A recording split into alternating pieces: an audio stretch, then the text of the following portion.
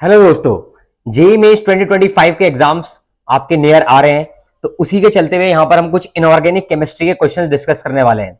Inorganic chemistry IIT के बच्चों को सबसे ज्यादा प्रॉब्लम करता है बिकॉज ये साइंस ऑफ एक्सेप्शंस है। तो आपको इस वीडियो में इनऑर्गेनिक केमिस्ट्री के कुछ क्वेश्चंस मिलेंगे। उन क्वेश्चंस को अच्छे से सॉल्व करना, कॉन्सेप्ट बिल्डअप करना, ताकि वो कॉन्सेप्ट आप किसी दूसरे क्वेश्चन में भी लगा सको। एक एक करके सीधा हम क्वेश्चंस पे आते हैं। तो अगर पहले क्वेश्चन की बात करें तो पहला क्वेश्चन कहता है कि जो फर्स्ट इलेक्ट्रॉन गेन एंथैल्पी आपको ऑक्सीजन की गिवन है वो है -141 किलो जूल पर मोल। First electron gain enthalpy of oxygen आपको गिवन है। वो पूछ रहा है सेकंड इलेक्ट्रॉन गेन एंथैल्पी क्या होगी। तो अगर आप ध्यान से देखें सेकंड इलेक्ट्रॉन गेन एंथैल्पी को, क्या वो मोर नेगेटिव होगी, क्या वो सेम होगी फर्स्ट जैसी, क्या वो नेगेटिव होगी, क्या लेस नेगेटिव होगी, हमें देखना है। अगर आप फर्स्ट इलेक्ट्रॉन गेन एंथैल्पी की बात करें तो ऑक्सीजन में जैसे ही आपने एक इलेक्ट्रॉन ऐड करा तो एक इलेक्ट्रॉन ऐड करती वो O माइनस हो चुका है। क्या हो चुका है? एक इलेक्ट्रॉन ऐड करती वो O माइनस हो चुका है। अब आप O माइनस में अगर सेकंड इलेक्ट्रॉन डालेंगे, क्या डालेंगे? सेकंड इलेक्ट्रॉन डालेंगे तो वो इलेक्ट्रॉन रिपल्शन बेसिकली क्या करेगा? रिपल्शन महसूस करेगा। क्यों? क्योंकि O पे नेगेटिव चार्ज आ चुका है। O पे नेगेटिव चार्ज की वजह से आने वाले इलेक्ट्रॉन को रिपल्शन महसूस होगा और उस रिपल्शन की वजह से जो नई इलेक्ट्रॉन गेन एंथैल्पी होगी वो कैसी होगी? उसकी पॉजिटिव वैल्यू होगी। क्या होगी? पॉजिटिव। बिकॉज इलेक्ट्रॉन डालना बहुत टफ हो जाएगा। तो अगर आपको इलेक्ट्रॉन डालना है तो आपको अपनी तरफ से उसको एनर्जी देनी पड़ेगी, तब जाके इलेक्ट्रॉन बेसिकली एंटर करेगा ऑक्सीजन में। ठीक है, तो हम बोलेंगे सेकंड इलेक्ट्रॉन की एंथैल्पी आपकी क्या हो जाएगी? पॉजिटिव हो जाएगी। अगर आप नेक्स्ट क्वेश्चन की बात करें तो नेक्स्ट क्वेश्चन आपका कहता है कि the properties that decrease and increase down a group in a periodic table. 9 January morning shift में आया हुआ है क्वेश्चन कि जो आपका कौन सी ऐसी प्रॉपर्टी है जो डिक्रीज करती है और इंक्रीज करती है down a group. Down a group decrease या इंक्रीज करती है। अगर आप इन ऑप्शंस में देखें तो यहां पर एटॉमिक रेडियस की बात कर रहा है, इलेक्ट्रॉन गेन एंथैल्पी की बात कर रहा है और कहीं पर इलेक्ट्रोनेगेटिविटी की बात कर रहा है। तो अगर हम इलेक्ट्रोनेगेटिविटी की बात करें तो इलेक्ट्रोनेगेटिविटी जब आप लेफ्ट टू राइट जाते हैं तो लेफ्ट टू राइट जाने पर यहां पर आपके नॉन मेटल्स आ जाते हैं। इधर तो आपके मेटल्स हैं, इधर क्या है? आपके नॉन मेटल्स हैं। तो नॉन मेटल्स की इलेक्ट्रोनेगेटिविटी ज्यादा होती है। इसका मतलब आप बोलेंगे लेफ्ट टू राइट तो इलेक्ट्रोनेगेटिविटी ज्यादा है, और अगर लेफ्ट टू राइट ज्यादा है तो टॉप टू बॉटम इलेक्ट्रोनेगेटिविटी क्या होगी? कम होगी। यानी इलेक्ट्रोनेगेटिविटी टॉप टू बॉटम, वो टॉप टू डाउन ग्रुप के लिए पूछ रहा है तो हम बोलेंगे डाउन ग्रुप इलेक्ट्रोनेगेटिविटी आपकी क्या है? कम है। वहीं अगर आप एटॉमिक रेडियस की बात करें तो एटॉमिक रेडियस अगर हम लेफ्ट टू राइट जा रहे हैं तो न्यूक्लियर चार्ज बढ़ने की वजह से जो एटॉमिक रेडियस होता है वो क्या करता है? डिक्रीज करता है। और जब हम टॉप टू बॉटम आते हैं, टॉप टू बॉटम आपका एटॉमिक रेडियस क्या करता है? इंक्रीज करता है, बिकॉज नया शेल ऐड ऑन हो रहा होता है। तो आपको टॉप टू बॉटम के लिए देखना है। Top to bottom atomic radius increase, electron gain enthalpy decrease. ठीक है, एटॉमिक रेडियस क्या देखिए इस तरीके का कुछ है। ये कह रहा है एक तो डिक्रीज करनी चाहिए, डिक्रीज क्या कर रही है? इलेक्ट्रोनेगेटिविटी डिक्रीज कर रही है। और एटॉमिक रेडियस की बात करें तो क्या कर रहा है? इंक्रीज कर रहा है। तो electronegativity and atomic radius, option number क्या हो जाएगा आपका? ऑप्शन नंबर हो गया आपका 3। ठीक है, इलेक्ट्रोनेगेटिविटी और एटॉमिक रेडियस से ही हो गया, हमें इलेक्ट्रॉन गेन एंथैल्पी पर जाना नहीं पड़ा। वरना अगर इन दोनों से आंसर नहीं निकलता तो हम फिर इलेक्ट्रॉन गेन एंथैल्पी को भी देखते। तो ऑप्शन हो जाएगा आपका 3, बिकॉज एक प्रॉपर्टी डिक्रीज कौन सी कर रही है? इलेक्ट्रोनेगेटिविटी। इंक्रीज कौन सी कर रही है? कौन क्या कर रहा है? आपका एटॉमिक रेडियस इंक्रीज कर रहा है। डाउन अ ग्रुप की बात कर रहा है, क्या बात कर रहा है? डाउन अ ग्रुप की। अगर आप नेक्स्ट क्वेश्चन की बात करें तो ये पूछ रहा है इलेक्ट्रोनेगेटिविटी ऑफ एल्यूमिनियम। एल्यूमिनियम की इलेक्ट्रोनेगेटिविटी किसके सिमिलर है? एल्यूमिनियम की इलेक्ट्रोनेगेटिविटी किसके सिमिलर है पूछ रहा है। अगर आपको पीरियोडिक टेबल ध्यान से याद है तो देखिए पीरियोडिक टेबल में क्या क्या आता है एलिमेंट्स। यहां पे लिथियम, ली ना की रब से फरियाद, LiNa यानी lithium, sodium, potassium, rubidium, caesium और फ्रेंशियम। ठीक है, फिर यहां पे क्या आता है? बेटा मांगे कार स्कूटर। ठीक है, इस तरीके से आता है। यहां पे बात करें तो यहां पे आता है बोरॉन, एल्यूमिनियम। ठीक है, बैंगन, आलू, गाजर इन थैला, इस तरीके से। तो हमें तो एल्यूमिनियम देखना है। तो एल्यूमिनियम देखिए बेरिलियम से मैच करता है, प्रॉपर्टी में डायगोनल रिलेशनशिप है। बेरिलियम और एल्यूमिनियम का कैसा रिलेशनशिप है? Diagonal relationship. तो इलेक्ट्रोनेगेटिविटी एल्यूमिनियम की लगभग सिमिलर होगी किसके? बेरिलियम के। ऑप्शन नंबर 2 बेरिलियम है तो बेरिलियम आंसर हो गया। डायगोनल रिलेशनशिप आता है, कौन सा रिलेशनशिप? डायगोनल। तो डायगोनल रिलेशनशिप से आंसर दिया गया, किसे दिया गया है? डायगोनल रिलेशनशिप से। तो बड़ा इजी क्वेश्चन, इनऑर्गेनिक केमिस्ट्री के क्वेश्चन बहुत जल्दी जल्दी हो जाते हैं। कुछ इसमें कॉन्सेप्ट अगर आता है तो एकदम हो जाएगा, ठीक है, वरना आपको समझ नहीं आएगा। एटॉमिक रेडियस का ऑर्डर पूछ रहा है। जो एलिमेंट्स आपको गिवन है वो एलिमेंट्स हम देख लेते हैं एक बार। पोजीशन कहां का होगी? सीजियम गिवन है। ठीक है, सीजियम तो लास्ट पर होगा, क्या होगा ना। फिर आपका क्या गिवन है? कार्बन गिवन है, कार्बन यहां होगा, कार्बन फैमिली में। ठीक है, फिर आपका एल्यूमिनियम गिवन है, और क्या गिवन है? सल्फर गिवन है। तो एल्यूमिनियम, सल्फर, एल्यूमिनियम ये कार्बन फैमिली है। ठीक है, बोरॉन, एल्यूमिनियम, तो बोरॉन के बाद आता होगा आपका एल्यूमिनियम। अगर हम यहां पर इसको रिमूव करें तो देखिए हम यहां पे हमने क्या बनाया? बैंगन, आलू, यहां पर आ गया आपका एल्यूमिनियम। ठीक है, कार्बन की बात करें, बोरॉन के बाद क्या आता है? कार्बन, ठीक है, hydrogen, helium, lithium, beryllium, boron, carbon. तो ये तो कार्बन, ये एल्यूमिनियम यहां पर आ रहा है, कार्बन यहां पर आ रहा है, सीजियम यहां पर आ रहा है। और अगर हम बात करें किसके, अब क्या रह गया आपका, एल्यूमिनियम और सिलिकॉन रह गया, एल्यूमिनियम और सल्फर रह गया। तो sodium, magnesium, aluminium, silicon, phosphorus, sulphur. Aluminium फिर क्या आता है, सिलिकॉन, फिर आता है फास्फोरस, और फिर क्या आता है, सल्फर। यानी सल्फर ये रहा, ठीक है, सल्फर मिल गया, कार्बन मिल गया, एल्यूमिनियम मिल गया और सीजियम मिल गया। ये पीरियोडिक टेबल के हिसाब से मैंने बना दिए, कहां पर ये आपके बनते हैं, किसके हिसाब से बनाए, पीरियोडिक टेबल के हिसाब से। अब आपको एटॉमिक रेडियस का करेक्ट ऑर्डर बताना है। अगर आप देखिए सबसे नीचे ये आ रहा है तो सीजियम का तो सबसे ज्यादा होगा। अब सबसे ज्यादा दो ऑप्शन में गिवन है, सीजियम सबसे लास्ट में आ रहा है तो सीजियम का सबसे ज्यादा होगा। एल्यूमिनियम और सल्फर को भी हम कंपेयर कर सकते हैं क्योंकि एक ही आपके पीरियड्स में आ रहे हैं, तो एक ही पीरियड में अगर आ रहे हैं और अगर हम इसे कंपेयर करें तो सल्फर का एटॉमिक रेडियस कम आएगा, एल्यूमिनियम का एटॉमिक रेडियस ज्यादा आएगा, बिकॉज लेफ्ट टू राइट आपका एटॉमिक रेडियस घटता है, तो सल्फर का ज्यादा होगा, सल्फर का एल्यूमिनियम से ज्यादा। इन दोनों ऑप्शन में सल्फर का एल्यूमिनियम से ज्यादा किसमें गिवन है, सल्फर का, एक मिनट रुक जाओ, नहीं सल्फर का ज्यादा नहीं, सल्फर का तो कम आना चाहिए, क्या आना चाहिए, कम। सल्फर का कम क्यों आना चाहिए, क्योंकि लेफ्ट टू राइट जाएंगे तो एटॉमिक रेडियस घटता है, top to bottom atomic radius बढ़ता है, टॉप टू बॉटम तो एटॉमिक रेडियस बढ़ता है, और लेफ्ट टू राइट क्या होता है, एटॉमिक रेडियस आपका घटता है, ठीक है। तो हमारा सल्फर का कम आना चाहिए एल्यूमिनियम से, तो सल्फर का कम है एल्यूमिनियम से, बिल्कुल सल्फर का कम है एल्यूमिनियम से, बिल्कुल दोनों ऑप्शन में सल्फर का एल्यूमिनियम से कम दे रखा है। नेक्स्ट हमें क्या चेक करना है, केवल कार्बन चेक करना है, क्या चेक करना है, कार्बन। अगर हम कार्बन की बात करें तो कार्बन देखिए आपका यहां पर आ रहा है, कार्बन कहां पर आ रहा है, आपका ऊपर आ रहा है, तो कार्बन का बेसिकली टॉप टू बॉटम तो साइज बढ़ता है, तो कार्बन का एटॉमिक रेडियस एल्यूमिनियम और सिलिकॉन से कम होना चाहिए, कार्बन का एटॉमिक रेडियस एल्यूमिनियम सिलिकॉन से कम होना चाहिए। फर्स्ट ऑप्शन में कार्बन का एटॉमिक रेडियस एल्यूमिनियम सिलिकॉन से क्या है, कम है। तो हमने पहले देख लिया सीजियम का सबसे ज्यादा, एल्यूमिनियम और सिलिकॉन में हमने कंपेयर कर लिया कि लेफ्ट टू राइट जाने पर एटॉमिक रेडियस घटता है, तो सल्फर का एटॉमिक रेडियस कम है। और नेक्स्ट हमने देखा कि कार्बन ऊपर की तरफ आ रहा है, ये नीचे की तरफ आ रहा है, इसका मतलब कार्बन का एटॉमिक रेडियस क्या होगा, कम होगा, वो भी हमने देख लिया। इस तरीके से हमने ऑप्शन लगाया, ठीक है। अगर आप नेक्स्ट क्वेश्चन की बात करें तो बोराजीन, इनकरेक्ट स्टेटमेंट फॉर बोराजीन, ये क्वेश्चन जब आया था, इस क्वेश्चन में काफी ज्यादा दो ऑप्शंस में लोगों को प्रॉब्लम हुआ, एक तो बनाना बॉन्ड्स में और एक it can react with water में, ठीक है। क्वेश्चन जब आया इसमें किसी ने तो लगाया इट कंटेन्स बनाना बॉन्ड, किसी ने लगाया it can react with water. तो बोराजीन पहले हम समझते हैं बोराजीन क्या है। जैसे आपका बेंजीन होता है, बोराजीन भी कुछ उसी तरीके का होता है, बस बोराजीन में, बेंजीन में तो सारे कार्बन कार्बन होते हैं, यहां पर क्या है, यहां पर आपका ऑल्टरनेट डबल बॉन्ड्स, जैसे यहां पे आपका डबल बॉन्ड है, फिर यहां पे डबल बॉन्ड है, और आपका boron nitrogen, boron nitrogen, boron nitrogen, ठीक है। तो इस तरीके से ये आपका स्ट्रक्चर होता है, बोरॉन नाइट्रोजन, बोरॉन नाइट्रोजन, यानी B3, इसका फॉर्मूला होता है N3H6, हाइड्रोजन कितने, 6, यानी हर एक पे एक एक हाइड्रोजन आ जाएगा, हर एक पे एक एक हाइड्रोजन आ जाएगा, तो ओवरऑल कितने हाइड्रोजन हो जाएंगे, 6 हाइड्रोजन हो जाएंगे। हाइड्रोजन हम बना लीजिए पर हाइड्रोजन आ जाएगा एक एक जगह, आप याद रखना, ठीक है। तो इस तरीके से ये आपका बोराजीन का स्ट्रक्चर। तो जो बोराजीन का स्ट्रक्चर आपका होता है, जो बोराजीन होता है, अगर मैं आपसे पूछूं क्या बोराजीन में बनाना बॉन्ड, नहीं बनाना बॉन्ड नहीं होता इसमें, बोराजीन में बनाना बॉन्ड बोराजीन में प्रेजेंट नहीं है।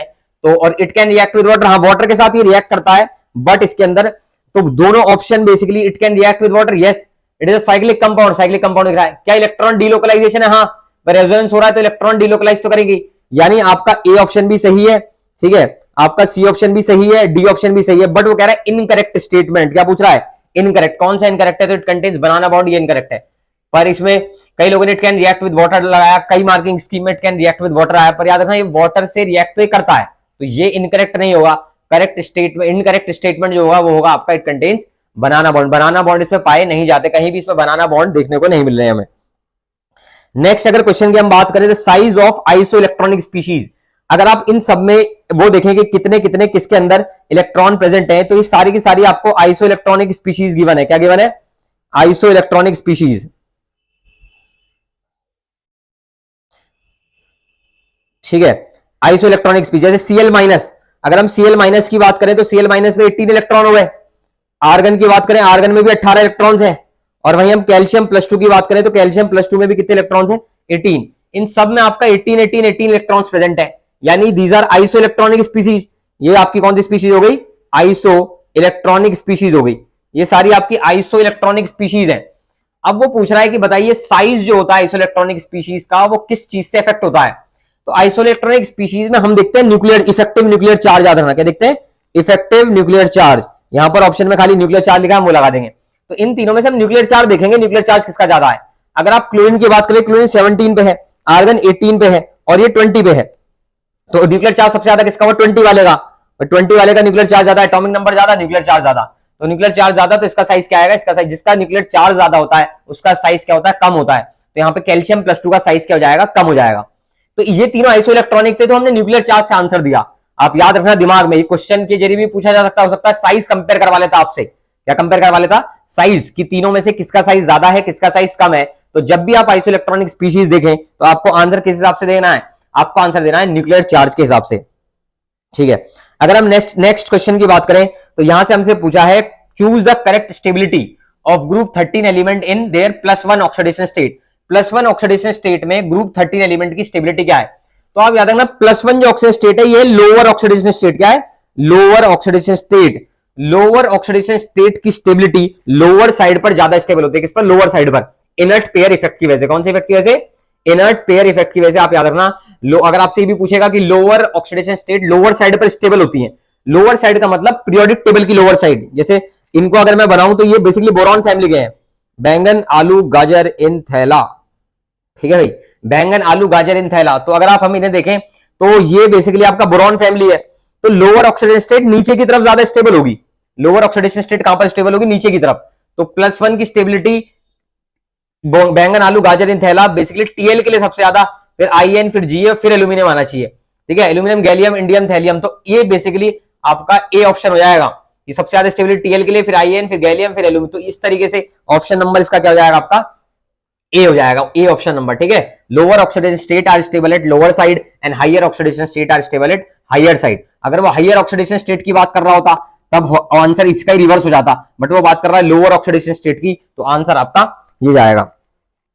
नेक्स्ट क्वेश्चन अगर आप बात देखें तो covalency and oxidation state respectively of boron BF4 minus. अगर आप BF4 माइनस को यहां पर ड्रॉ करें तो कुछ इस तरीके का होता है, देखिए BF4 माइनस, ठीक है, ये आपका BF4 माइनस है। कोवेलेंसी का मतलब होता है कि वो कितने के साथ अटैच हो रखा है। तो कितनों के साथ अटैच है? 1 2 3 4, तो कोवेलेंसी तो होगी इसकी 4। अब 4 पहले ऑप्शन में भी है, 4 दूसरे ऑप्शन में भी है। तो नेक्स्ट हम जाएंगे किस पे? ऑक्सीडेशन स्टेट पर। तो BF4 में अगर ऑक्सीडेशन स्टेट निकालें तो ऑक्सीडेशन स्टेट निकालना रिडॉक्स में सिखाया जाता है। तो बोरॉन की ऑक्सीडेशन स्टेट मान लो हमने मान ली क्या है? X। तो बोरॉन की ऑक्सीडेशन स्टेट हमने मान ली X, F की क्या होती है? -1। 4 फ्लोरीन है तो -4 इक्वल्स टू बाहर क्या आ जाएगा? -1। तो x -4 इक्वल्स टू, यहां पे हम लिख देंगे x -4 इक्वल्स टू -1, ठीक है। -4 उस तरफ जाएगा तो x इक्वल्स टू क्या जाएगा? -1 + 4, और -1 + 4 कितना होता है? -1 + 4 होता है +3। तो ऑक्सीजन स्टेट कितनी होगी आपका? +-1 + 4, यानी ऑक्सीजन स्टेट हो गया आपका +3। तो इसकी +3 ऑक्सीजन स्टेट है, उस हिसाब से आपका कौन सा ऑप्शन हो जाएगा? 4 तो है कोवेलेंसी, 3 आपकी ऑक्सीजन स्टेट। ऑक्सीजन स्टेट दोबारा देखो, बोरॉन के यहां पे देखिएगा, बोरॉन की हमने x मानी है, फ्लोरीन की होती है -1, तो 4 है तो -4 इक्वल्स टू -1। अब जब 4 उधर जाएगा तो -1 + 4 यानी +3। तो इसलिए ऑप्शन क्या हो जाएगा? ऑप्शन नंबर आपका ए हो गया। नेक्स्ट क्वेश्चन की बात करें, number of electron deficient molecule among the following. इनमें इलेक्ट्रॉन डेफिशिएंट कौन है? भाई कार्बन के 4 इलेक्ट्रॉन होते हैं, कार्बन ने तो सारे बॉन्ड बना रखे हैं, फास्फोरस नहीं बना रखे हैं। अगर बोरॉन की बात करें तो बोरॉन BCl3 में बोरॉन बेसिकली आपका क्या होता है? इलेक्ट्रॉन। ये बोरॉन तो आप याद रखिए जहां ज्यादातर केस में जब आता है तो ये आपका इलेक्ट्रॉन डेफिशिएंट कंपाउंड है। कैसा कंपाउंड है? Electron deficient. इसके वैकेंट ऑर्बिटल रह जाते हैं, क्या रह जाते हैं? वैकेंट ऑर्बिटल रह जाते हैं इसके, इसलिए इसे इलेक्ट्रॉन डेफिशिएंट कंपाउंड बोलते हैं। Hydrogen, helium, lithium, beryllium, boron 5th पे आता है, तो इसका बनेगा 1s2 इलेक्ट्रॉनिक कॉन्फ़िगरेशन, 2s2 और 2p1। तो इसका अगर आउटर देखें तो 2p1 है, 2p में यानी एक इलेक्ट्रॉन है, इसका 2p में कितने इलेक्ट्रॉन है? एक ही है। तो अब जैसे ये 3 के साथ बेसिकली क्या कर रहा है? बॉन्ड नहीं कर रहा है, ठीक है। ये जो 2s के 2 इलेक्ट्रॉन होते हैं, ये जो 2s के आपके कितने इलेक्ट्रॉन है? 2। तो इसमें से एक इलेक्ट्रॉन जंप कर यहां पर आ जाता है, एक इलेक्ट्रॉन जंप करके यहां पे आ जाएगा। जिस तरीके से अब ये 3 Cl के साथ बॉन्डिंग कर सकता है, कितने? 3।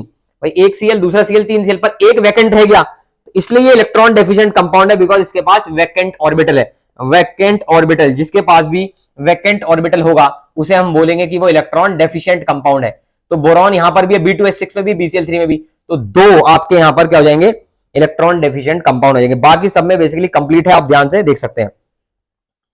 नेक्स्ट हम बात करें, मैच द फॉलोइंग क्वेश्चन है हमारे पास। हमें सीजियम, गैलियम, बोरॉन और सिलिकॉन गिवन है। सीजियम बड़ा सिंपल, देखिए सीजियम क्योंकि नीचे आता है, सबसे लास्ट में आता है, उसका इलेक्ट्रॉन निकालना बहुत इजी होता है। सीजियम का इलेक्ट्रॉन निकालना बहुत इजी है, इसलिए उसे हम यूज करते हैं फोटो इलेक्ट्रिक सेल्स में। क्या यूज करते हैं? फोटो इलेक्ट्रिक सेल्स में। तो ए का ऑप्शन 3, एक ऑप्शन 3 केवल एक ही ऑप्शन में गिवन है, हमें एक ही ऑप्शन में गिवन है, ऑप्शन नंबर ए में। तो ऑप्शन क्या हो जाएगा? इसका आंसर ए हो जाएगा। वहीं अगर हम और चीजें बात करें, बोरॉन, ठीक है, ये गैलियम या सिलिकॉन, तो बोरॉन जो है वो आपका बुलेट प्रूफ वेस्ट में यूज होता है। एक मिनट रुक जाइए, सी, हाँ बोरॉन सिल्वर बुलेट प्रूफ, तो यानी बी, सी का क्या है 4, तो सी यानी बोरॉन, बोरॉन का है 4, तो सी का 4 बिल्कुल सही ऑप्शन है। बोरॉन बुलेट प्रूफ वेस्ट में यूज होता है, कहां पे होता है बुलेट प्रूफ वेस्ट में। तो इस तरीके से सीजियम आपका फोटो इलेक्ट्रिक सेल्स में बड़ा कॉमन है। आप दो ऑप्शन की वजह से, आप एक ऑप्शन को देख के भी लगा सकते थे वैसे आंसर। अगर हम नेक्स्ट क्वेश्चन की बात करें तो metal having highest M+2 to M, M+2 का M का मतलब है कि M+2 से जब वो 2 इलेक्ट्रॉन गेन करके M में कन्वर्ट होगा, किसमें कन्वर्ट होगा M में, तो इस प्रोसेस में हाईएस्ट इलेक्ट्रोड पोटेंशियल किसके केस में आएगा, इन चारों में से जो हाईएस्ट इलेक्ट्रोड पोटेंशियल आएगा वो किस केस में हाईएस्ट इलेक्ट्रोड पोटेंशियल आएगा। देखिए अगर इलेक्ट्रॉन लेना आसान है, कोई इलेक्ट्रॉन आसानी से लेगा तो उसका जो इलेक्ट्रोड पोटेंशियल आएगा वो अलग होगा, और कोई इलेक्ट्रॉन आसानी से नहीं लेगा तो उसका अलग आएगा। अगर हम यहां पर किसकी बात करें, कॉपर की, तो कॉपर को +2 में कन्वर्ट करना, कॉपर से कॉपर +2, ठीक है, कॉपर से कॉपर +2 में कन्वर्ट करना बहुत ही ज्यादा क्या है, मुश्किल है। कॉपर से कॉपर +2 कन्वर्ट करना बहुत ज्यादा मुश्किल होता है। इसमें से 2 इलेक्ट्रॉन निकालना क्या है, बहुत ज्यादा टफ होता है। यहां पर टफ क्यों होता है, क्योंकि 2 इलेक्ट्रॉन निकालने के लिए जो एनर्जी लगती है, और जब ये कॉपर +2 बनेगा तो यहां पर जो एनर्जी आती है उसे कहते हैं हाइड्रेशन एंथैल्पी, क्योंकि हाइड्रेट कर जाता है, एक्वस स्टेट में आ जाता है। तो यहां पर 2 इलेक्ट्रॉन निकालने के लिए चाहिए electron enthalpy, sorry ionization enthalpy, और जब ये कॉपर +2 में कन्वर्ट हुआ तो यहां पर जो एनर्जी है वो हाइड्रेशन एंथैल्पी। तो हाइड्रेशन एंथैल्पी अगर सफिशिएंट हुई तभी ये 2 इलेक्ट्रॉन लूज करेगा, बट हाइड्रेशन एंथैल्पी उतना सफिशिएंट नहीं होती, तो इसलिए कॉपर से कॉपर +2 आसानी से कन्वर्ट आपका नहीं होता। कॉपर से कॉपर +2 आसानी से कन्वर्ट नहीं होगा, बट कॉपर +2 से कॉपर आसानी से कन्वर्ट हो जाएगा। और क्योंकि कॉपर +2 से कॉपर आसानी से कन्वर्ट हो जाएगा, इसलिए कॉपर के केस में उसकी हाईएस्ट इलेक्ट्रोड पोटेंशियल आएगा। हाईएस्ट, हाईएस्ट क्यों आएगा, क्योंकि रिवर्स पॉसिबल नहीं है। अगर रिवर्स पॉसिबल नहीं है तो फॉरवर्ड, रिवर्स बिल्कुल भी पॉसिबल नहीं है तो फॉरवर्ड तो बिल्कुल ही पॉसिबल होगा, ठीक है। कॉपर अगर 2 इलेक्ट्रॉन लूज नहीं कर सकता तो इसका मतलब 2 इलेक्ट्रॉन वो गेन कर सकता है बड़ी इजीली, ठीक है। 2 इलेक्ट्रॉन क्या कर सकता है, गेन कर सकता है, और गेन करके वो मेटल में कन्वर्ट हो सकता है। किसमें, मेटल में कन्वर्ट हो सकता है। +2 था, 2 इलेक्ट्रॉन लेती है इसमें। आप क्यों, क्योंकि कॉपर से कॉपर +2 नहीं बन सकता, है ना। ये आपका क्लास 12th का भी बोर्ड का काफी इंपॉर्टेंट क्वेश्चन होता है कि ऐसा क्यों, वहां रीजन पूछा जाता है। यहां से पूछ लिया हाईएस्ट इलेक्ट्रोड पोटेंशियल किसका है, तो बड़ा इजीली आंसर चले आएगा किसका है, कॉपर का है। नेक्स्ट आप बात करें कौन से ट्रांजिशन एलिमेंट आपके कलरलेस है, क्या है कलरलेस। तो देखिए हम कलरलेस कैसे फाइंड करते हैं, कौन सा कलरलेस होगा और कौन सा कलर्ड होगा, जिसमें भी अनपेयर्ड इलेक्ट्रॉन होंगे। आप याद रखना, जिसमें भी कैसे इलेक्ट्रॉन होंगे, अनपेयर्ड, अनपेयर्ड इलेक्ट्रॉन्स होंगे तो उसे तो हम बोल देते हैं वो कलर्ड कंपाउंड होगा। और जिसमें भी पेयर्ड इलेक्ट्रॉन होंगे, सारे कैसे होंगे पेयर्ड, उसे हम बोल देते हैं वो कलरलेस होगा। क्या होगा, कलरलेस, ठीक है, कलरलेस होगा, उसे हम कलरलेस बोल देते हैं, याद रखना। अनपेयर्ड वाला क्या होगा, कलर्ड होगा, अनपेयर्ड वाला कलर्ड होगा, और पेयर्ड वाला क्या होगा आपका कलरलेस होगा। अब इसमें देखिए Zn+2 देखते हैं, Zn+2, तो जिंक के जो इलेक्ट्रॉन्स होते हैं वो होते हैं 3d, जिंक 10th नंबर पे आता है 3d10 4s2। अब आपने जिंक +2 यानी 2 इलेक्ट्रॉन रिमूव कर दिए, जैसे ही 2 इलेक्ट्रॉन रिमूव कर दिए तो आगे 3d10। अब ये 3d10 आ गया तो 3d10 अब भी कंप्लीट है। अगर ये कंप्लीट है यानी सारे इलेक्ट्रॉन पेयर्ड है इसके, तो यानी कलरलेस होगा। कैसा होगा, कलरलेस कंपाउंड, याद रखना ये कलरलेस होगा। तो कलरलेस हुआ तो हम बोल देंगे भाई जिंक Zn+2 कलरलेस है। लेकिन स्कैंडियम +3 और देख लेते हैं पहले ऑप्शन में। स्कैंडियम, स्कैंडियम का जो इलेक्ट्रॉनिक कॉन्फ़िगरेशन होता है वो होता है आपका, स्कैंडियम पहले पे आता है तो 3d1 4s2, 3d1 यानी नोबल गैस, पहले तो नोबल गैस का कॉन्फ़िगरेशन होगा, फिर 3d1 होगा, फिर 4s2। अब 3 इलेक्ट्रॉन रिमूव कर रहे हैं, एक 4s में से, 2 4s में से निकाल दिए, एक 3d में से, तो केवल इस पे नोबल गैस का कॉन्फ़िगरेशन बचा, नोबल गैस ओनली। अब इस पे नोबल गैस बचा है तो नोबल गैस तो कंप्लीट फील्ड होती है। नोबल गैस भी कैसी होती है, नोबल गैस कंप्लीट फील्ड है, यानी सारे इलेक्ट्रॉन पेयर्ड है। पेयर्ड है तो कलरलेस, अनपेयर्ड है तो कलर्ड, तो कलरलेस यानी Sc+3 भी कलरलेस है, Zn+2 भी कलरलेस है, इसकी हो गया। और ऑप्शन दिए जाते हैं, हम औरों को चेक कर लेते हैं करके। बस आपको इसमें सबके एटॉमिक नंबर याद होने चाहिए, इलेक्ट्रॉनिक कॉन्फ़िगरेशन पता होना चाहिए। स्कैंडियम 21 पे आता है तो 3d1 4s2। जिंक आपका किस पे आता है, जिंक आता है 30 पे तो 3d10 4s2। इस तरीके से आपको पता नहीं। स्कैंडियम, ठीक है, स्कैंडियम के बाद क्या आएगा, स्कैंडियम के बाद टाइटेनियम, ठीक है, उसका 3d2 हो जाएगा 4s2, ठीक है। स्कैंडियम, टाइटेनियम, वेनेडियम, इस तरीके से चलता रहता है, क्रोमियम, मैग्नीज, ठीक है। तो इस तरीके से आपको अगर ये सीरीज याद है तो ये क्वेश्चन आप आराम से कर पाएंगे। फिर बस आपको अनपेयर्ड और पेयर्ड वाला कॉन्सेप्ट आना चाहिए, ठीक है। नेक्स्ट बात करें, which of the following has least tendency to liberate hydrogen from mineral acid. Hydrogen liberate करने की सबसे कम टेंडेंसी, अभी इस टाइप का क्वेश्चन हम करके आए हैं कि कॉपर से कॉपर +2 कन्वर्ट नहीं हो सकता। 2 इलेक्ट्रॉन निकालना कॉपर से बहुत मुश्किल होता है, बिकॉज हाइड्रोजन एंथैल्पी कंपेंसेट नहीं कर पाती आयोनाइजेशन एंथैल्पी को। निकलने के लिए जो आयनाइजेशन एंथैल्पी चाहिए और जब ये फॉर्म होगा जो एनर्जी है वो हाइड्रेशन एंथैल्पी, अगर ये कंपेंसेट करते तब ये इलेक्ट्रॉन लूज करता। अब वो इसे कंपेंसेट ही नहीं कर पा रही, समझ, यानी इसे फुलफिल ही नहीं कर पा रही। फुलफिल नहीं कर पाई तो क्यों 2 इलेक्ट्रॉन लूज करे, वो 2 इलेक्ट्रॉन लूज ही नहीं करता, लूज करने पर उसे कोई फायदा ही नहीं हो रहा, समझ गए। तो अब जब ये 2 इलेक्ट्रॉन लूज नहीं करता, तो जब मेटल एसिड के साथ रिएक्ट करते तब भी तो होता है कि मेटल जब एसिड के साथ रिएक्ट करते हैं तो आयन में कन्वर्ट होता है। किसमें कन्वर्ट होता है? आयन, M+2 या जिसमें भी आयन में कन्वर्ट होते हैं। तो बताओ M से, और फिर हाइड्रोजन गैस भी लिबरेट करते हैं। क्या लिबरेट करते हैं? Hydrogen gas. मेटल एसिड के साथ आयन बनाते हैं और हाइड्रोजन गैस लिबरेट करते हैं। अब ये मेटल से मेटल+2 नहीं बन पा रहा, कौन? कॉपर। तो कॉपर के हाइड्रोजन गैस लिबरेट करेगा? नहीं करेगा। सबसे कम टेंडेंसी है कॉपर की, सबसे कम टेंडेंसी है कॉपर की, तो कॉपर की सबसे कम टेंडेंसी है, इसलिए आंसर क्या हो गया आपका? कॉपर हो जाएगा। तो ये कुछ क्वेश्चंस थे जो इनऑर्गेनिक केमिस्ट्री के हमने डिस्कस करे, अलग अलग पार्ट्स के, चाहे पीरियोडिक टेबल हो, चाहे पी ब्लॉक हो, चाहे आपका कोऑर्डिनेशन कंपाउंड्स हो, चाहे आपका डी ब्लॉक हो। तो क्वेश्चंस बहुत इंपॉर्टेंट है, कॉन्सेप्ट बिल्डअप इस क्वेश्चन से आप करिएगा और इसी तरीके से वीडियो को देखते रहिएगा और चैनल को सब्सक्राइब कर लीजिएगा, वीडियो को लाइक भी कीजिएगा।